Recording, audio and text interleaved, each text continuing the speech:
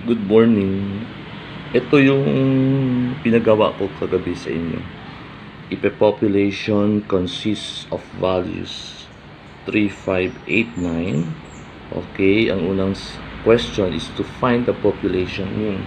Hindi ba last time, binigay ko sa inyo ng example, sulat muna natin yung formula to recall back what we learned last time.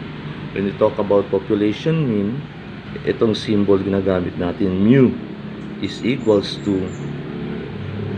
summation from the first number, which is 1, up to the last number, capital N, okay, divided by of x sub I divided by capital letter N. So in this example here, ang unang number natin is 3, 5, second is 5, third is 8, and is 9. So ito yung first natin number, x sub 1, second number is x sub 2, third number is x sub 3, and fourth number is x sub 4. So ibig sabihin, ito nag-umpisa tayo sa 3 and we end up sa 9. So in this case, when we talk about summation, hindi ba, we are adding all the x's, x sub 1 plus x sub 2 plus x sub 3 plus x sub 4. Then, i-divide natin to sa n. Ilan numbers, ano ba yung n natin dito? Ilan numbers ba dito? 4. 1, 2, 3, 4. Yan ang n natin. Yung n natin is equals to 4. Kaya divided by 4 siya. Again, saan galing tong 4? Dito sa given values. So, 1, 2, 3, 4. So, that is your n. So, we use capital N because we're talking about population. Okay? So, now, let us continue. Yung x sub 1 natin is 3 plus 5 plus 8 plus 9 all over 4. So, add mo lang to. 3 plus 5 plus 8 plus 9. Okay, we have 16, 17, 25. So, 25 over 4. And 25 divided by 4 is how much? Okay, I think that is 6.25. Or approximately, i-round off natin to 6. So, that is your population mean. Okay? Ibig sabihin, ang average nito, 3, 5, 8, 9. Ang average, okay, nito is 6. Yan ang ibig sabihin yan. And 6 here is what you call the population mean. Okay? Now, let us proceed to the second question. Find all possible samples of size 2, which can be drawn with replacement from this population. Ibig sabihin, i-prepare natin by 2's given these values. I-prepare natin to by 2's. So, ibig sabihin, ganito lang gagawin nyo. Have you recall yung tree diagram ginawa natin? Okay. So, first number possible makukuha ng 3, then 5, then 8, then 9. Right? Okay. So, second number,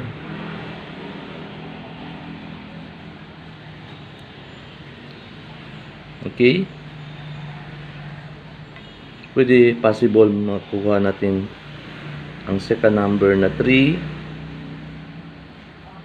5, 8, 9. Kasi with replacement man siya.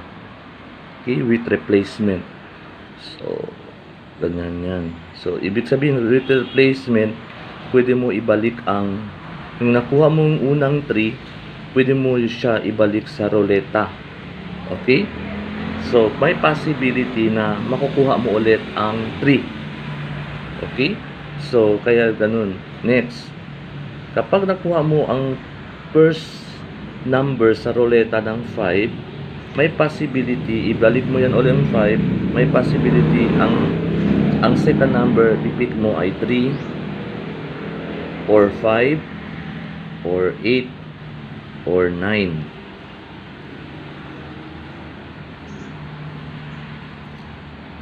Okay? Kapag 8 may possibility 3, 5, 8, 9. Kapag 8, ito yung mga possible. The same thing with 9, 5, 8, 9. Ngayon, tingnan natin, ha? So, sample size 2 man. So, ibig sabihin, ang n natin dito, we will use, kasi samples of size 2, ibig sabihin, we will use small n is 2. I-prepare natin to by 2's. Okay? Dito, sa number 1 question natin, we use population, no? We will use population. Ibig sabihin, we will denote it with capital letter N sa population at ilan ng values 1, 2, 3, 4. Yan ang capital N. Okay, now let's proceed. So therefore, pwede ang first pair natin ay 3, 3.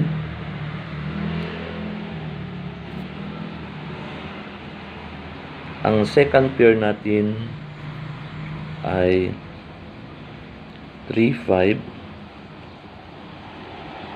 Third pair natin ay 3, 8. Fourth pair natin ay 3, 9.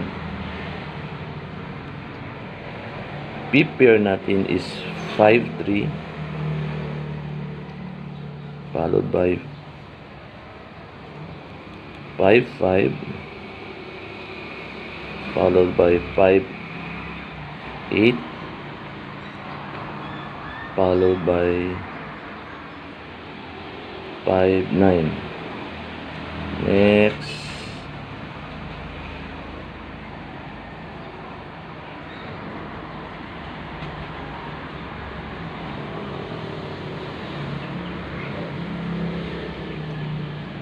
Ay, sorry pala, Plaza. Sorry pala. Hindi pala 2. Ito pala tinutukoy dito. I-prepare natin by 2. Okay. Later na lang to. Then dito is 8, 3.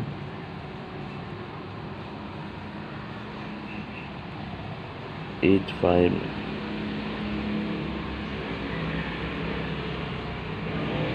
8, 8. 8, 9.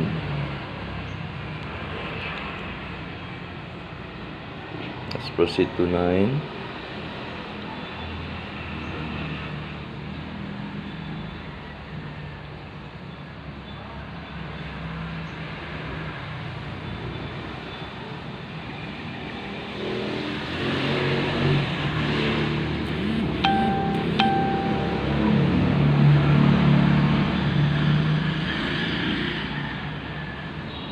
Nine, 8, 9, 9.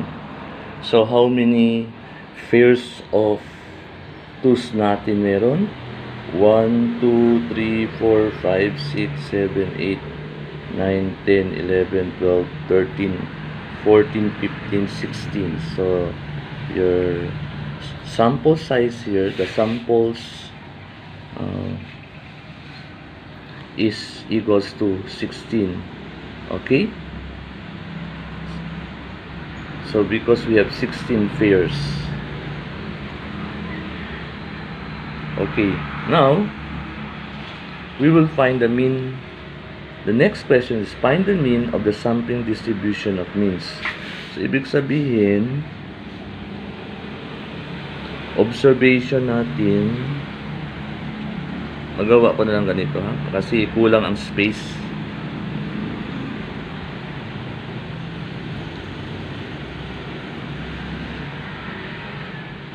Tawa tayo ng table muna, organize natin muna yung yung sulat natin.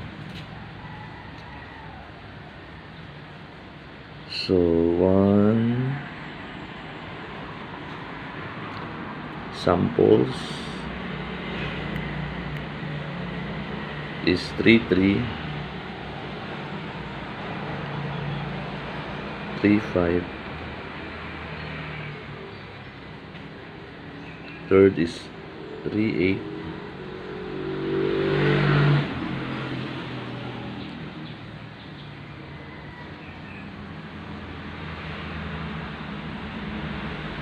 Fourth is 39.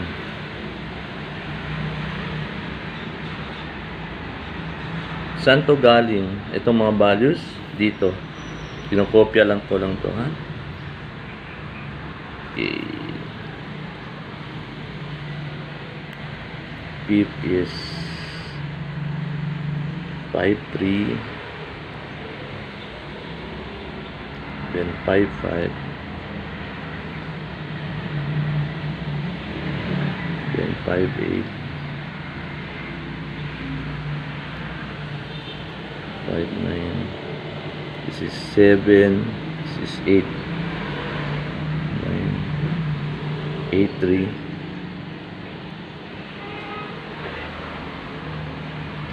85. 88. 89. 11. 12 observations. 93.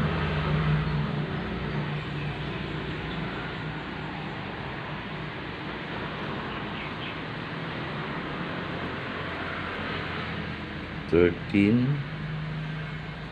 14. 98.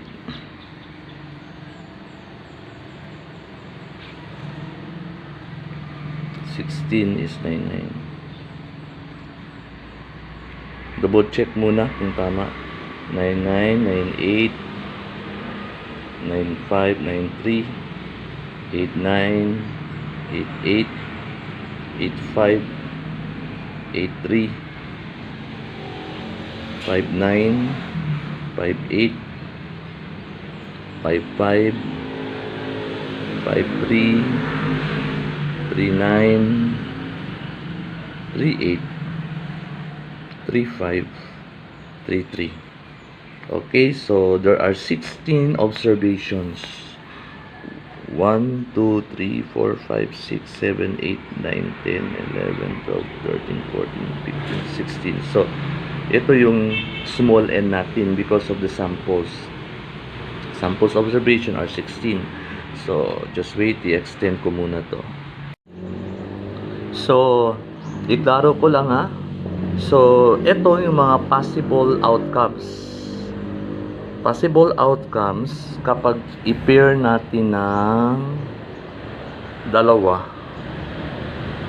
size 2 ng values 3, 5, 8, 9. So, we call this the possible outcomes of the samples.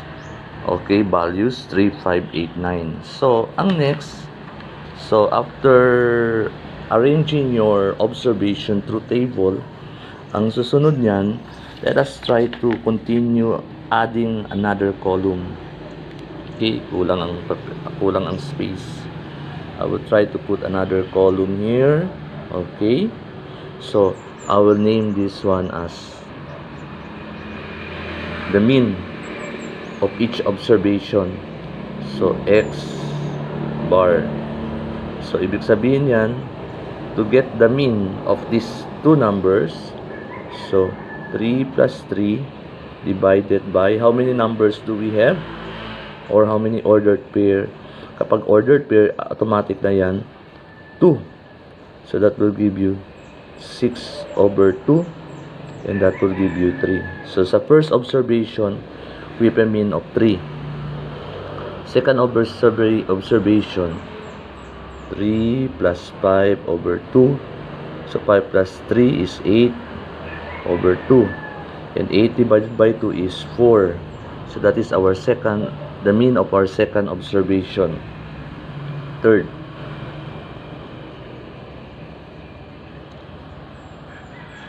3 plus 8/2, 8, 9, 10, 11. So 11/2, that will give you 5.5. Okay. Next, dahan-dahan lang. 3 plus 9/2, that will give you 9, 10, 11, 12. 12/2, and that will give you 6.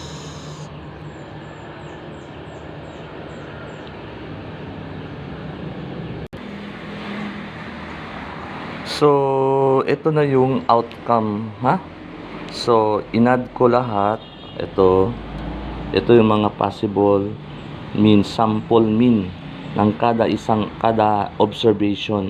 We have 3, 4, 5.5, 6, 4, 5, 6.5, 7, 5.5, 6.5, 8, 8.5, 6, 7, 8.5, 9. So, paki-check na lang kung tama ba yung ginawa ko. Okay? So, now, ang next niyan, punta na tayo sa question. I-review natin ulit ang question. Ano talagang gustong malaman ba? Sa third question, sabi dito, find the mean of the sampling distribution of means. So, ibig sabihin yan, ang gagawin natin ay balik tayo ulit. Okay, ngayon balik tayo ulit sa sample mean formula. Diba? Sample mean formula is x bar equals to summation of I equals to 1. Ito ngayon, kasi sample mean tayo, small n na, hindi katulad yung kanina, population mean. So, x sub I initial all over small n. So, parehas na yan. Ito, ang small n, kasi tinutukoy natin sample naman. So, we use small letter n. So, ang gagawin natin, itong summation of x sub I, ibig sabihin yan, i-total mo lahat ito. You add all of this and get the total. Ha?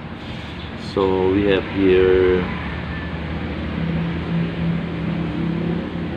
3 plus 4 plus 5.5 plus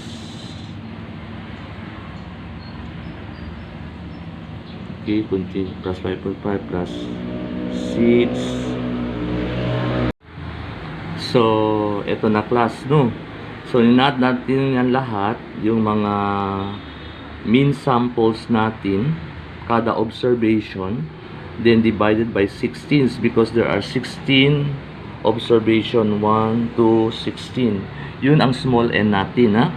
So, therefore, the sum of this numerator is 100 over 16. Then, i-divide mo to, that will give you 6.25 or approximately equals to 6. So, therefore, hindi ba, ang population mean, parehas lang yan sa sample mean.